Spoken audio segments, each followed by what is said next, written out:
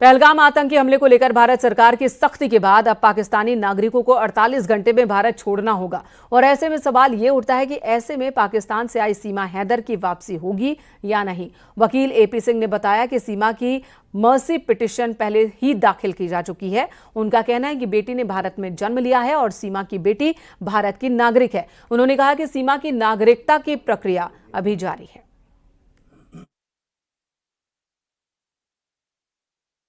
पहलगाम में हुए आतंकी हमले के बाद से भारत ने पाकिस्तान पर कार्रवाई शुरू कर दी और इसी क्रम में भारत में रहने वाले पाकिस्तानी जो शॉर्ट टर्म वीजा पे हैं उन्हें 48 घंटे का समय दिया गया है। लेकिन इन सब के बीच एक सवाल जरूर उठने लगा है। वो सवाल है पाकिस्तान से आई सीमा हैदर को लेकर और इस पूरे प्रकरण में यह सवाल उठा है कि क्या पाकिस्तानी महिला सीमा हैदर अब भारत में रहेगी या वह पाकिस्तान वापस जाएगी। इन सब के बीच न्यूज़ 18 से बातचीत के दौरान एपी सिंह जो सीमा हैदर के वकील हैं, उनका कहना है कि मर्सी पिटीशन पूर्व में ही दाखिल की जा चुकी है और साथ ही क्योंकि सीमा हैदर ने बेटी को जन्म दिया है और उस बेटी को भारत की नागरिकता मिली हुई है। फिलहाल माँ और बेटी दोनों अस्पताल में एडमिट हैं। साथ ही ये भी कहा है कि जो भारत की नागरिकता है सीमा के लिए उसकी प्रक्रिया जारी है और कानूनी दांवपेच में अगर कोई भी डॉक्यूमेंट्स की जरूरत होगी वो भारत सरकार को उपलब्ध कराए जाएंगे।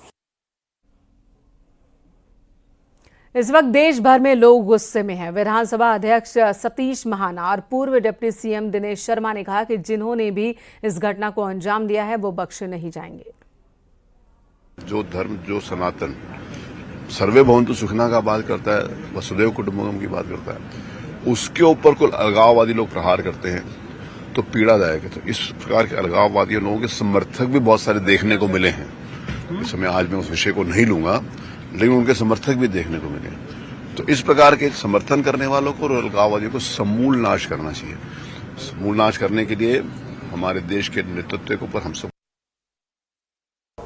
पाकिस्तान के जो पस्त हुए हौसले रहे हैं वो समय समय पर फिर कुछ उकसाने की घटनाएं करते हैं। लगातार डिनाई कर रहा है कि उसका कोई हाथ नहीं। अब ये कूटनीतिक विषय है और हमारा विदेश विभाग बहुत अच्छी तरीके से इसको देखता है और निश्चित रूप में जो दोषी हैं बख्शे नहीं जाएंगे। उन्होंने ये कहा हम भी तैयार हैं। अब कौन तैयार है कौन नहीं तैयार है ये तो वक्त बताएगा, लेकिन मैं इतना कह सकता हूँ कि जो भी दोषी है वो जहाँ भी होगा वो बख्शा नहीं जाएगा।